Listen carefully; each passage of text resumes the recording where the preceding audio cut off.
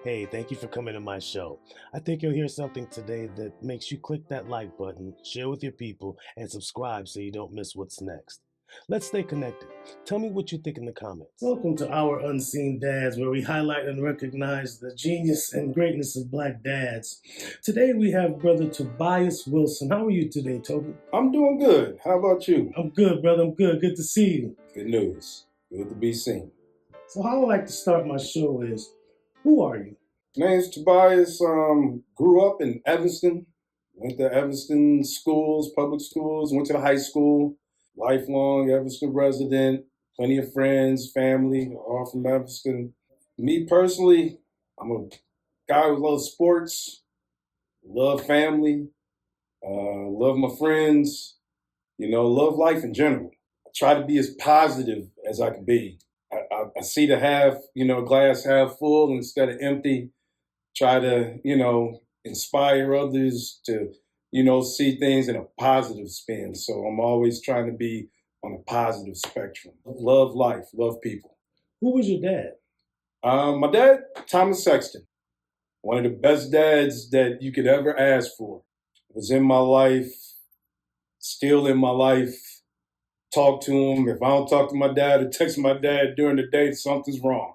Just great example of hard work, family, good times, the tough talks, but just positive influence.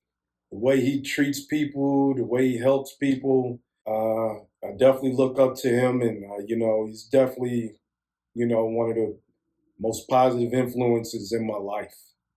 Yeah, I see you getting emotional there, brother. I see you getting a little emotional, and I don't blame you because that brother is, man, that brother is phenomenal, man. He's phenomenal. My son was at Fleetwood at his martial arts camp, and just the wisdom and encouragement that he pours into those kids, man. I don't blame you for getting emotional because that brother, man, yeah, I'm he's genuine, bro. He's genuine. He's real. Yeah, you gotta excuse me. That's one thing I will say. I'm emotional at heart, so I might cry with you, bro, just to support you because I'm emotional too. It's there. Yeah, and I'm on the cusp of Pisces and Aries. Oh man, so don't be fooled. Nah, don't be fooled because I'm a Gemini. Exactly. Hey, I'm a Gemini, so exactly. You're seeing this emotional side. Now there is another side. We don't want that side to come out, so I'm gonna try to keep this side on there. The Gemini is in me and always has been. So you'll sit there and get some people like, man, I ain't never seen that. So it's just all in who you know. My wife would say, "You wear glasses. You're not supposed to act like that." Glasses come off, and hey, it's true, brother. It's true. It's very true. What have you learned from your father? Dad, from a very early age, he's always worked. He's always had strong work ethic, and a lot of people would tell me like, "Man, you've got a good work ethic." My dad definitely picked that up from him because he was always working. He worked for the gas company many years. He would take me on side jobs. And I just always remember, just being amazed about him being able to do all of these side jobs, work on cars, work on houses, just always working, always, and you don't appreciate it growing up because I was always into sports. So when dad would be like, hey, come with me on this job, I'm like, man, I'm trying to go to the court, trying to go, out in the field. Yeah. So, I'd have to duck him a few times. Like, I'm not trying to do no side jobs. I'm trying to duck him out today, And this is the day, we didn't have cell phones. It's like, hey, you call on that landline, man, I'm on my bike. And with my friends, and and I remember many a days we'd be in the garage if he's working on his car. It's Saturday, it's 6 o'clock in the evening, and we working. And I'm watching the kids go by, and I'm like, man, I should be playing somewhere. What's going on? Friends would be like, oh, Toad, what's going on? I'm like, man, I'm over here, doing a side job and this and that. So it was always that balance. Yeah. But as you get older, you realize that you understand what it's all about. What are some of the unique joys you've experienced as a black dad? I have 3 kids. You know, Brandon is my oldest son. He's 32. Taylor's my middle daughter. She's 8th grade. And Olivia's my younger daughter. She's in 6th grade.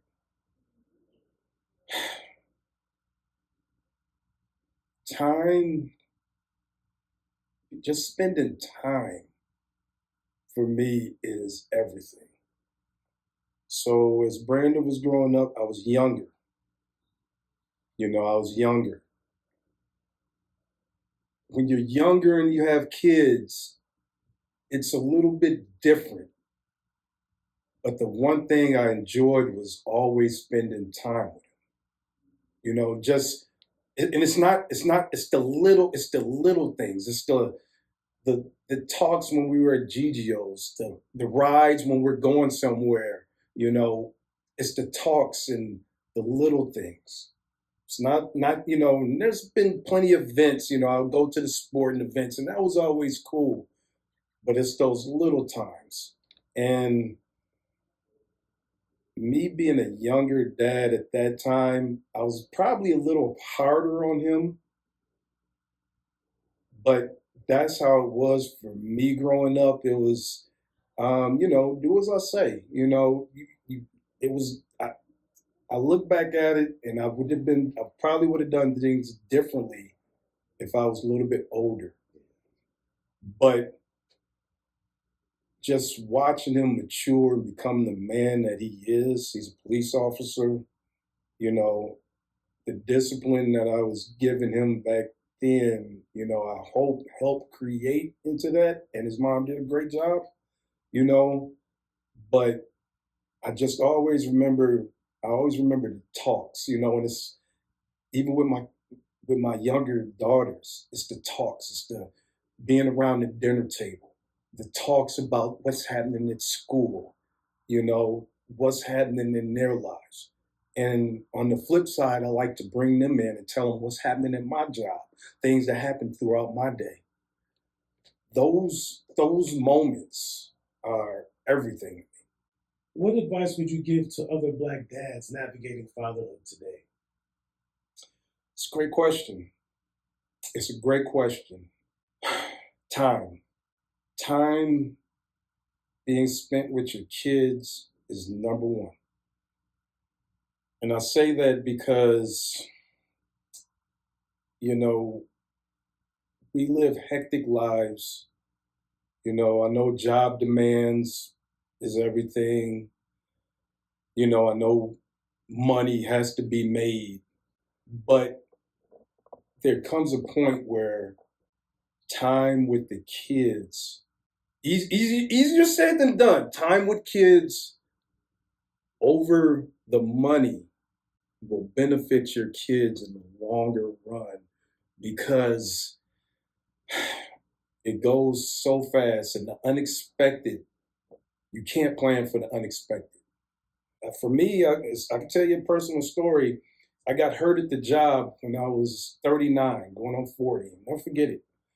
And never in my wildest dreams did I think that would happen to me. You hear about it, but you never think it's going to happen to you. And when it happened, I just remember a light going off because I was working 70 hours a week, making pretty decent money, things was paid for them. But you get hurt and everything just like stops and, you go through a period of like, man, this little depression sits in. It's just like, what's next? And I always remember that, like I say, and it changed my thinking. It changed my thinking instead of just making money. But in that process, being at home, with the kids and this and that, it changed me because I was like, man, this is great. I'm seeing stuff that I really wasn't seeing while I was working all those hours. Yeah. And then it became evident that, what? Money's great. But man, the time I was spending with my kids became that much more powerful. And a light went off. And it's like, what? Let me, I did a little, let me reevaluate some things. And what I found out was time, with family, time with the kids, over time at work became that much more powerful for me. And I encourage a lot of people to sit there and say, hey, you got a decision to make, choose your kids, choose your family. That's the one thing I can sit there and say is that enjoy that time with your family because you never know. That's so true, man. So true. My youngest was born 3 months premature. And I still remember it like yesterday. It's time. Spending time holding that kid, and he's no bigger than the palm of my hand, his whole body. You see him today, man, you wouldn't even realize that kid was a preemie. Born in the 25th week. So no real organs, they're just forming at that time. I'm gonna tell you the quick connection that I was at the hospital during that time. I saw Tracy that time. I didn't know that. So this is why, yeah. I tell people this, sometimes, we're brought into this space for a reason. But I was at the hospital visiting a friend of mine who was going through some complications. And I saw Tracy at the hospital during that time. And I talked to her and, I prayed, and it's something. So when you said that, it took me there because I remember seeing her and I'm just like, hey, Tracy, this and that. And she was like, yeah, I think she had just had the baby, I believe. Yeah. So that's the connection. It's something that we're here in this space. Yeah. I don't take it lightly because I believe, we're all intertwined, and sometimes, a lot of times, those roads they connect. Yeah. I mean, and that's the beautiful thing about Evanston, man. Like when she and I reconnected, I heard your name plenty of times because we would see Amanda, right? And so, I went to dance with Toby, and we da da da. And then we literally finally met a few weeks ago. But that's like you say, that's hey, that's Evanston. That's Evanston. And you say, yeah, my oldest son is a police officer, and I immediately wonder how close was he to Amanda? Because Amanda's a police officer. And did he see that? And you know what I mean? He went for a ride along. So it's something, when the pieces of the puzzle, they start to fill in, and it's not by coincidence. True that. What is your greatest superpower? That's a great question. That's a great question. And I can even ask it another way. As a Black dad, what is your greatest superpower? That's a great question. Greatest superpower. I'd have to say patience. With the kids, you need to have patience. Because sometimes, the patience runs thin. But patience, I think that's maybe the best thing that I have is that I'm patient and I can sit there and, not be so uptight when things aren't going right or when something's not coming fast enough. I can sit back and be like, well, give it some time. And I want to say that's probably one of my better suits, yeah. As a dad, what has been some of your biggest challenges? It's funny because with Brandon, I was younger, and I don't think social media was a thing yet. So with Taylor and Olivia, the social media is different. Cell phones, watches is different. When we went to school, it was, we talk. Now the kids text. We had an incident about a year or two back, and there was a group thread and some stuff was being said. And kids are going to be kids. No doubt. Now, back in my day, I might have said, I'll kill you in 5th and 4th grade, and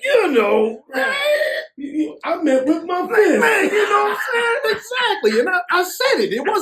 It wasn't in a text message where somebody screenshots it and sends it out, and now it lives in infamy. Boom.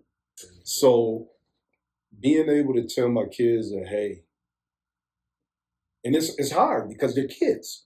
Kids are gonna make mistakes. And it's the one thing that I do know, and I want you to make those mistakes, because now we can work through it and we can learn from it. So I want you to make the mistake.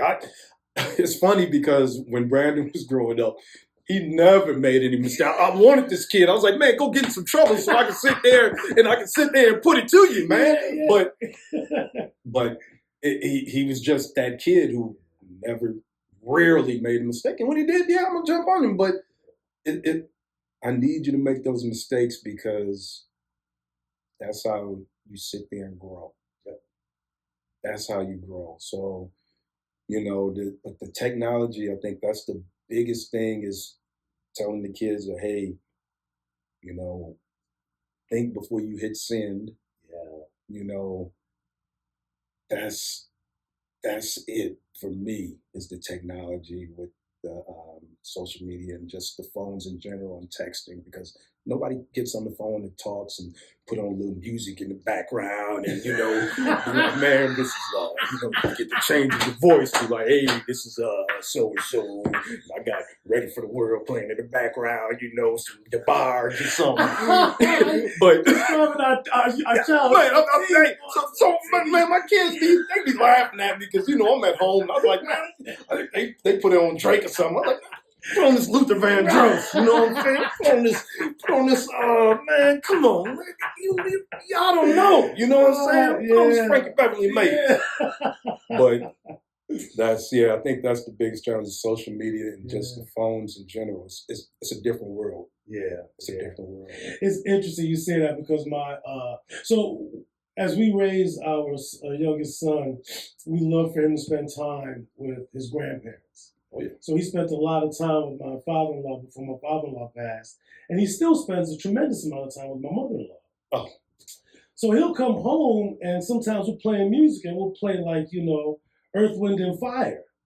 And you want to hear an 11-year-old just banging out the lyrics of Earth, Wind, and Fire? And I'm like, right now. But that's, they what you expose them to is everything. Even on the way here, every time I come down, McCormick, there's not a day, and I did it today just because it's habit. I look over my shoulder, I see kids' toy, folks. Say that's why it's just habit forming, is that I'm going down McCormick Road and I look over, I see, kids' toy, folks. And that's just, it's habit, but that's everything. It's everything. It just helps. It helps. Yeah. And it was like you were saying, you wished your oldest had gotten a little bit of trouble so you could teach him. And my oldest, he was like me. So I knew what I was doing. Right? I knew what I was getting. Hey, I'm gonna be an angel around everybody and people I know. Now, give me a few yards outside of there. Yeah. Who is this sailor cursing up a storm over here, kicking up all this dust? But we, like you say, we knew. Yeah. And I knew for him, I had to put belt to ass. Every time. But until he understood, oh, okay, cool. I got you. I'm done challenging. Right? My youngest, I don't have to do, I could just raise my voice 2 octaves. And he's like, yes, sir. You know, it Mm. immediately, and I feel Mm. guilty sometimes because Mm. he's like you said, he's a kid that doesn't want to make no mistakes. Right. Right? He'll even apologize. Son, you don't have to apologize. You didn't do anything wrong. I'm just, teaching you a lesson. Right. But it's a beautiful thing. It really is. It's a beautiful thing. That's everything. Yeah. How do you maintain a strong connection with your children? It's with my son. He stays. I'd say about 40 minutes away. I know his hours as a police officer. He's got his girlfriend, and I get it. And, Yeah. 30s, and you're not. I always put myself in his shoes at 30. I'm not. I might call dad every once in a while, but I'm out here living my life. You know what I'm saying? So I'm not mad at him, but like I say, just call. Sit there, call. Hey, what's going on? How's everything going? It's like I get it. I know where you're at. Um, it's funny because he would come by more frequently, but get the girlfriend, you got them in feelings, So hey, I know where you at, man. Thinking about you and your girl and where y'all gonna go eat. And man, listen, I know, but I know there will come a time, where you'll sit there and you know you'll sit there and get it, like the time with your family. You know, it's different stages for everybody, and I understand that, but it becomes more important. I'm out there. You out there living your life, and hey, enjoy it. Enjoy it. But some people, like I say, it comes at different stages, different times, and I understand that. But I try my best, like I say, reach out, probably call him more than he called me. That's fine. Yes, That's sir. fine. Like I Yes, say, sir. I probably do that with my dad. You know what I'm Yeah. saying? He probably called me. I talk to him every day, but he's probably calling me or texting me, and I'm like, Right. man, I'm at work. You know what I'm saying? Trying to get this job done. But still, it's nothing because you send the little messages, you send the little videos, and we laugh. Yeah. We laugh, and I love it. Same with my mom. Same, just the connection. Yeah. It's just staying connected. I try to connect a little bit more, but life is life. Yeah. But it's always going to be there. It's the same thing with my 19-year-old. He's down in Champaign, so he's not far, right? Sophomore in college. But I rarely talk to him. I'll text him, be excellent, stay excellent, I love you. Right. Right. And 2-3 days later, I'll get a response. Hey, you know what I'm saying? Hey, but I'm not mad because I remember what I was doing. And that's the beautiful part about it is because I can always reach back, put myself in their shoes, and man, young 30s old. Oh, I'm thinking about me and my girl. You know what I'm saying? Yeah. Where we going next? Yeah. So I know the mindset. I'm not mad at you. Enjoy. Yeah. Enjoy. How do you envision the future of Black fatherhood, and what changes would you like to see in society to better support Black fathers? Man, these are great questions. It's some great questions. Sometimes I feel we get a bad rap. Sometimes I feel we get a bad rap because a lot of stuff, a lot of these shows are done for ratings. I think a lot of these, Jerry Springer, and I know everybody loved Jerry. Jerry, but it's like, you are not the father, and this and that, became a catchphrase. Yeah. And, I know a lot of people, but watch the show and this, that, but I just think sometimes we get a bad rap from shows like that because it's not really indicative of what I see in my everyday life, talking to other fathers who are out here doing a phenomenal job. And I'm talking about a phenomenal job. So I see more Black fathers, being stand up, doing a phenomenal job. And maybe it's because of, the proximity of where I'm at. Maybe if I go somewhere else, maybe it's different. But a lot of the black fathers I see are really banging it out. And they are really in their child's lives. They are, and it's the academics that I see for a lot of the kids, you know, we are really focusing in on making sure our kids are really, you know, doing a great job in school. I just think the narrative sometimes gets a little skewed from TV because I see a lot of our fathers really doing a great job. And I mean a great job. So I think we're there. I just think, you know, what we see on TV is not really what it really is because like I say, I see more positivity of black dads than I do negative. Yeah, yeah, it's so true. I one of my guests said, to me, he said it best. He said, I don't know any deadbeat dads. He said, we may have problems with our spouses, but when it comes to our children, oh man, right? Like that, oh man, Mm-hmm. that, oh man is like, I will go Mm-hmm. scorched earth on your ass Exactly. over my children. I'll do it for my wife, my girlfriend, my spouse, but my children, come on, man. And I feel the exact same way. Yeah. I feel the exact same way. My wife, we go at it, but in a good way, Of right? course. Of course. And she pushes me so much, and I appreciate it. I appreciate it. But in that space, though, I don't appreciate it. No, because I don't see it. No, but when you step back, but you know what? That's the way it's supposed to be. Yeah. That's with anything. When you're in the eye, and I'm not saying it's a storm, but when you're in that storm, hey, it's emotions, everything else, but eventually, you step back and it's just like, okay, you see it. Man, that's exactly where you were taking me. Yeah, that's everything. How do you discuss race and identity with your children, specifically with your younger daughters? Because I'm sure you take care of that with your son. It's something because you see they see it, and this is where the TV actually helps because they're seeing certain things on TV,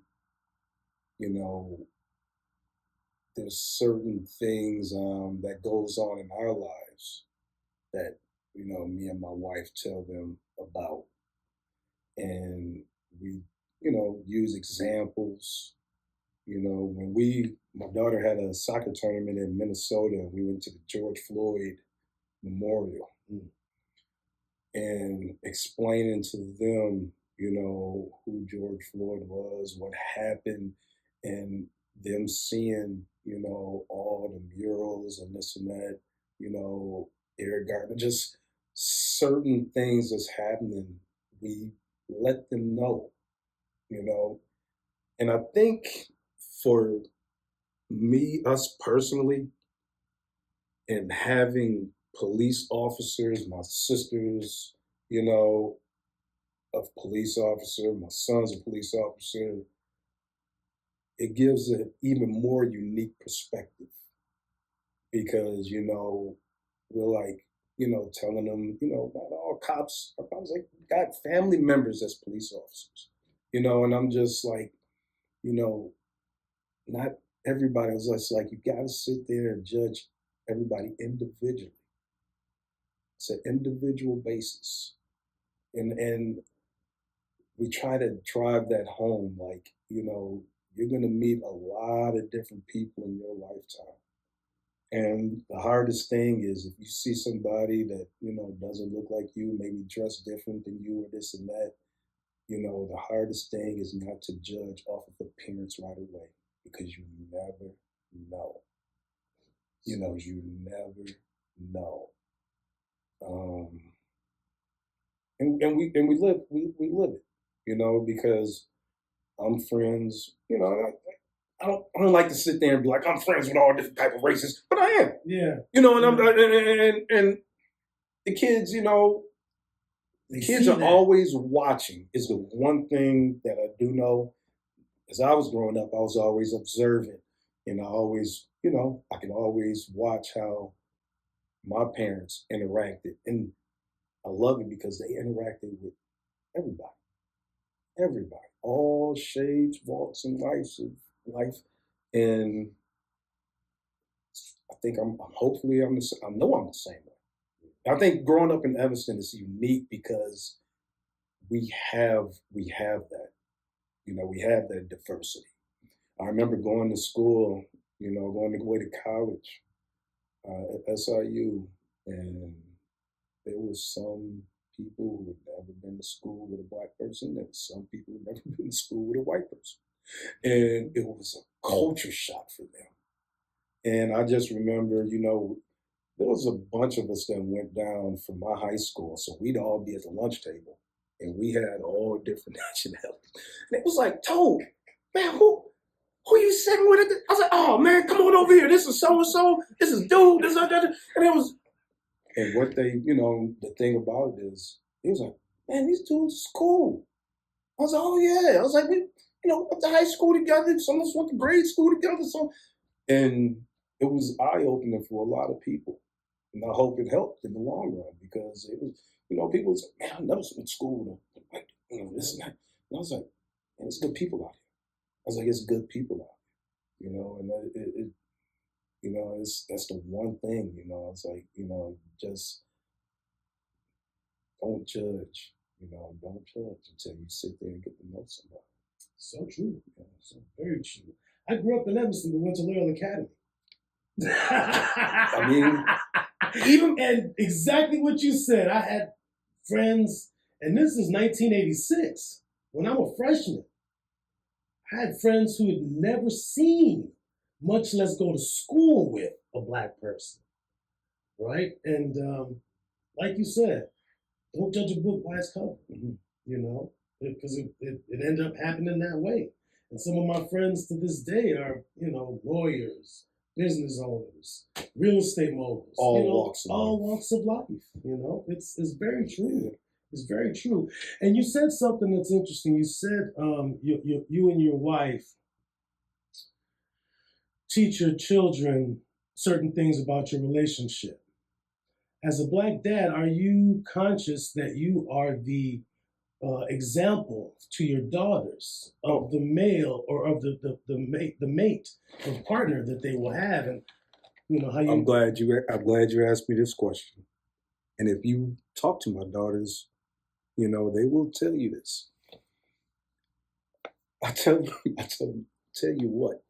I was like, the hardest thing for you to accept as a dad of daughters is, one day your daughters are going to date. It's the hardest thing. You get it, but you're not trying to hear it. Right.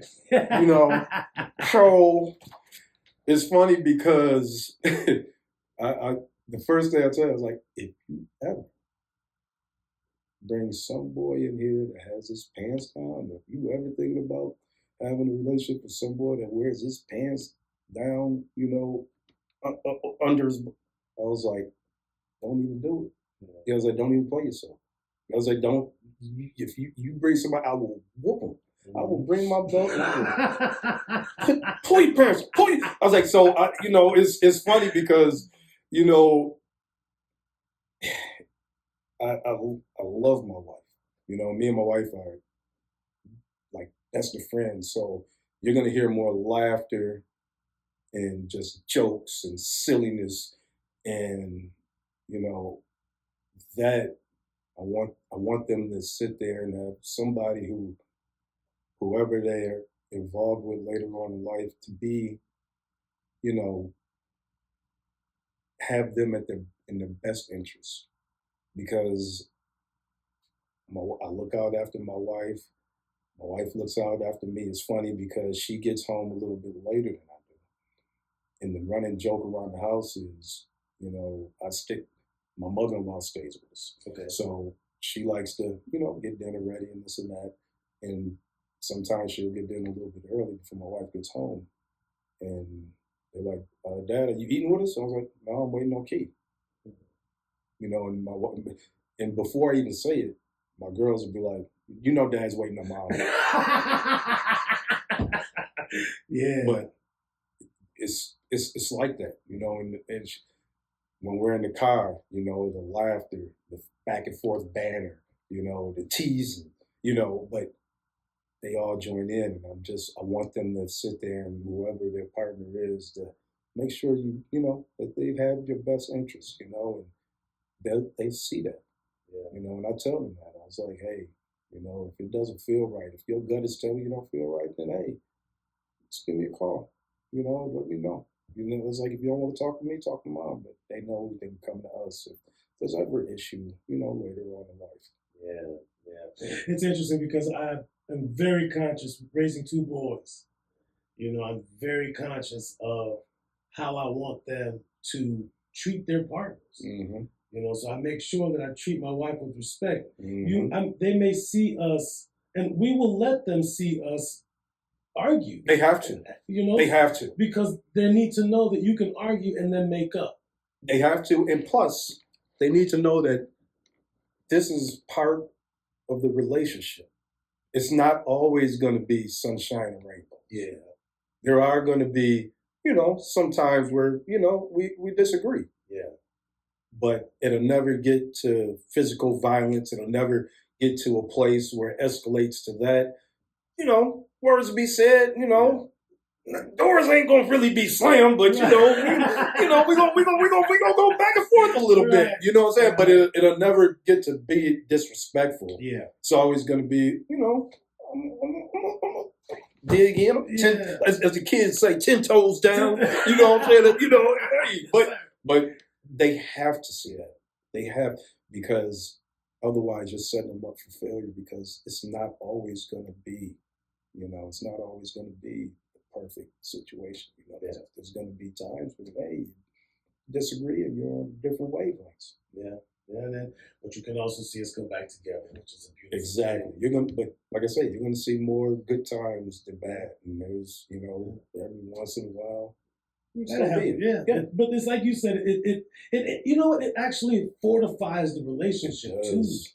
It fortifies the relationship. Because, and it's something because, they'll sit there and say, if they go over somebody's house, they'll be like, oh, so-and-so's dad and mom, they just don't get along. Yeah. And they'll be appreciative of, what they can recognize it like that because of what they see at home.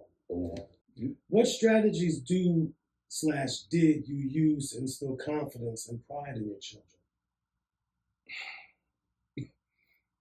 That's good. And these questions, I love it because it's very thoughtful. As far as confidence, let me go through one by one. Okay. With Brandon, I really didn't have to instill any confidence. He was a pretty confident young man. I always just made sure I had his back, being present, and just letting him know that, hey, I like what you're doing. If he ever felt down, I'm like, hey, I always tell my kids, if you ever feel something and something doesn't feel right, let me and your mom know. You know what I'm saying? One of them know. But as far as confidence, he never really had confidence issues. Taylor, my middle, she's pretty. They're all pretty confident. Come to think of it, I don't really think. Just trying to think of examples. I've got pretty confident kids. Yeah. Growing up, we like to play games. We like to go, but I'm still a big kid myself. Yeah. So if we're playing Uno, I like to win. You know, I like to win, and then if I do win, I'm gonna talk to you.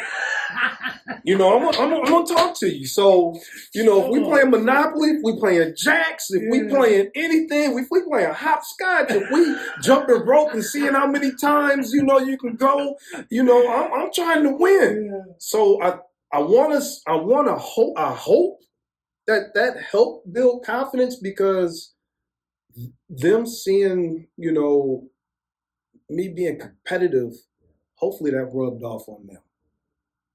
And I think being competitive helps, because not only there, but also in the classroom, I always say, hey, if you shoot for an A, you put in a little work, you'll get that A. If you put in the time, you'll get that A, So just stay focused, do what you're supposed to be doing, and, it'll pay off. If you sit there and put in the work, you'll get the results.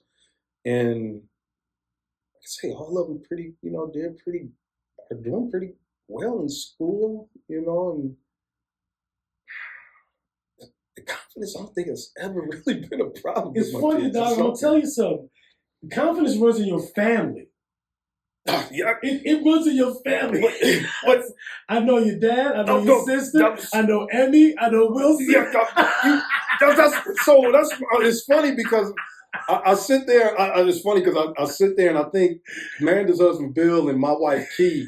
It's funny because when we get together, they'll sit there and sometimes just sit off to the side, because you see, me and Amanda was, oh Lord, you know what I'm saying? Boy, you talking, it still goes, because, we get over there on some Connect 4, and the kids is like, look at these two. I'm just like, badminton, it don't matter what it is. It's like, what's wrong with these two? And I think the kids pick up on it. Keep telling them, hey, keep going, keep doing it. You're doing good. Always just reinforcing that, what you're doing is good. And that's just keep on just reinforcing that. How did you promote education and academic success within your children? I always wanted my kids. I did just enough growing up. Me personally, I did just enough. I always wanted them to do more. I remember when Brandon, he would sit there and he had Miss Fultz as a teacher. And it's funny because, that kid, he always did his work, but he was like me. Try to go under the radar, do just enough. Yeah. Man, Kitty Fultz was not playing. She still don't. Still don't. And I used to love it because we would go to the conferences and, man, he cut up a little bit in a few classes. Yeah. Get to Miss Fultz. I was like, hey, how's he doing? Oh, he knows better. Oh, he knows better.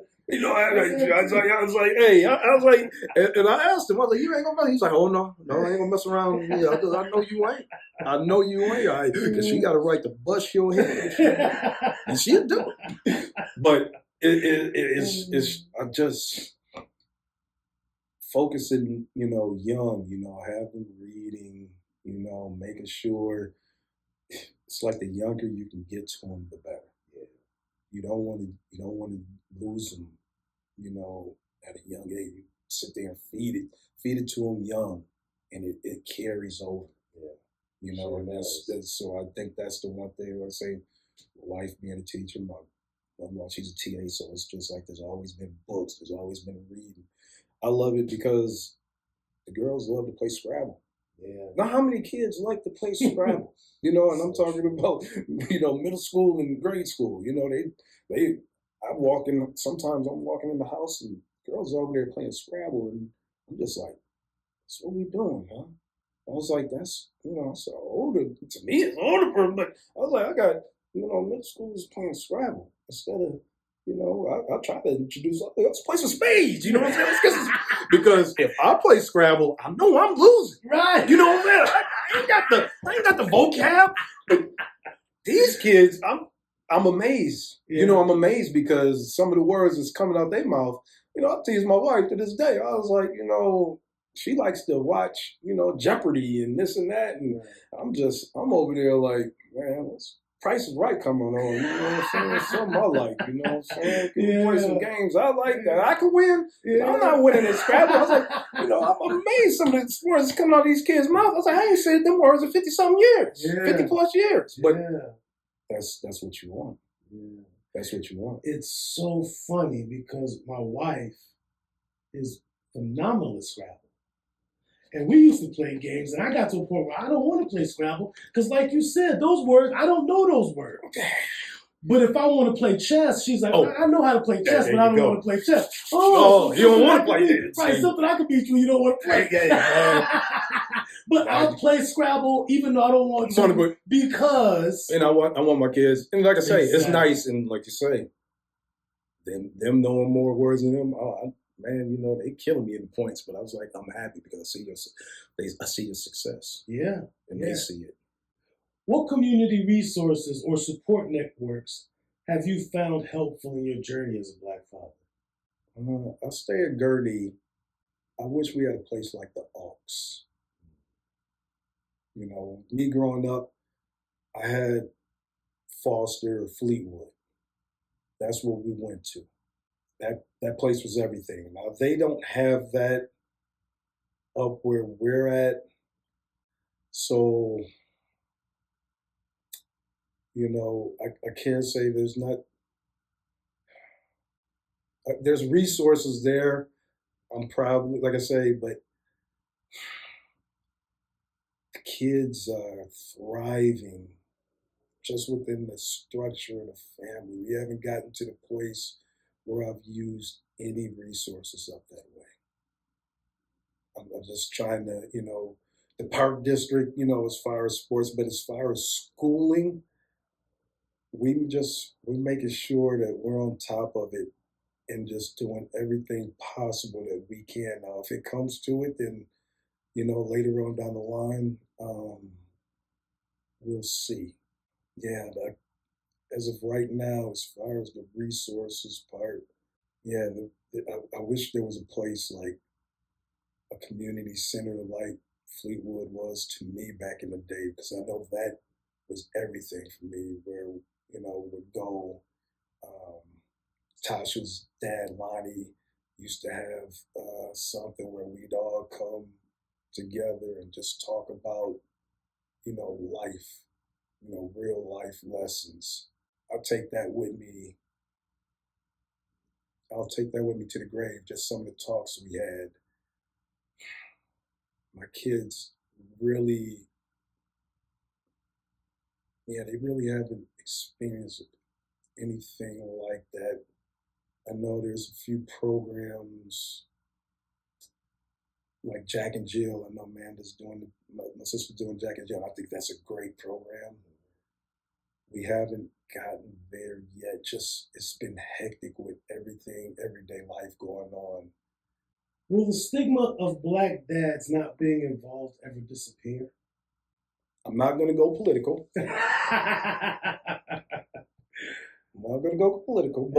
But media is strong. Social networking is strong.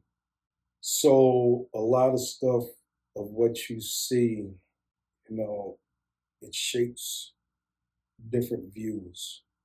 I'm a truck driver and I deliver medical supplies. I'll never forget one day I was doing a delivery in Iowa. Patient, just felt comfortable because we talked and everything. And, he was like, "Where you from?" I was like, "Oh, I come from Illinois." He's like, "Oh, what side of Chicago you stay from?" I was like, I didn't grow up in Chicago. I grew up in Evanston. I was like, "You heard of Northwestern University?" He's like, "Oh, yeah." He's like, "Oh, really?" I was like, "Yeah, I'm from Evanston." And he sit there, he's like, "I got a question." He's like, why is, Chicago just so much violence and so much this and that? And I was like, that's a pretty layered question. I was like, I don't know if I really got the time to really get into it with you. But I was like,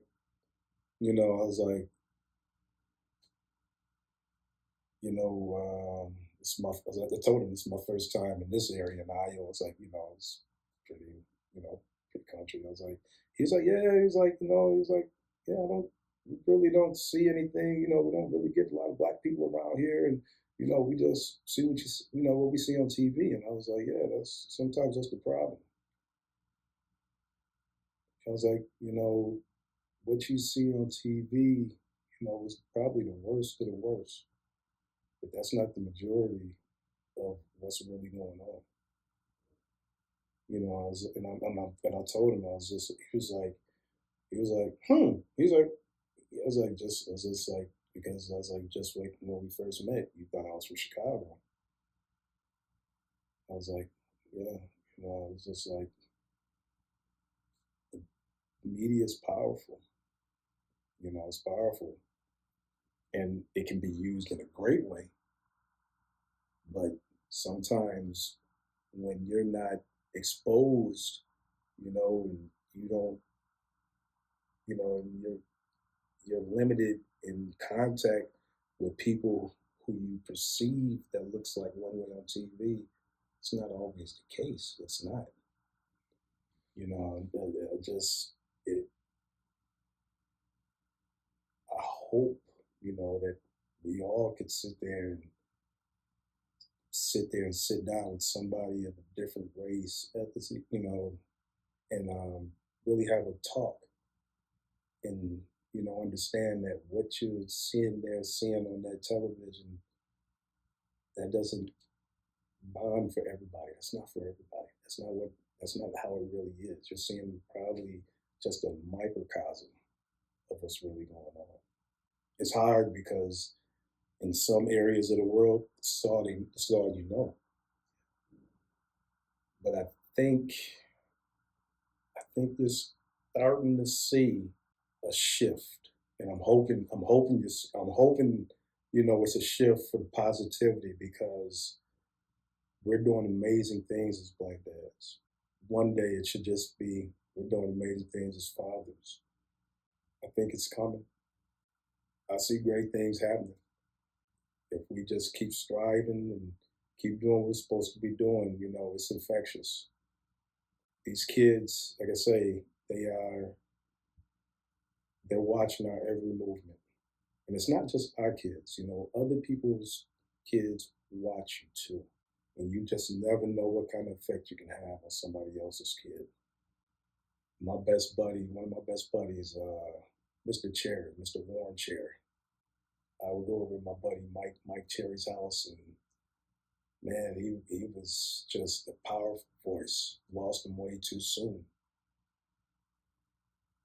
But, he really, he was one of those figures who really helped shape me, seeing like, hey, this he's principal at high school, of a grade school, great family man, go over their house religiously, you know.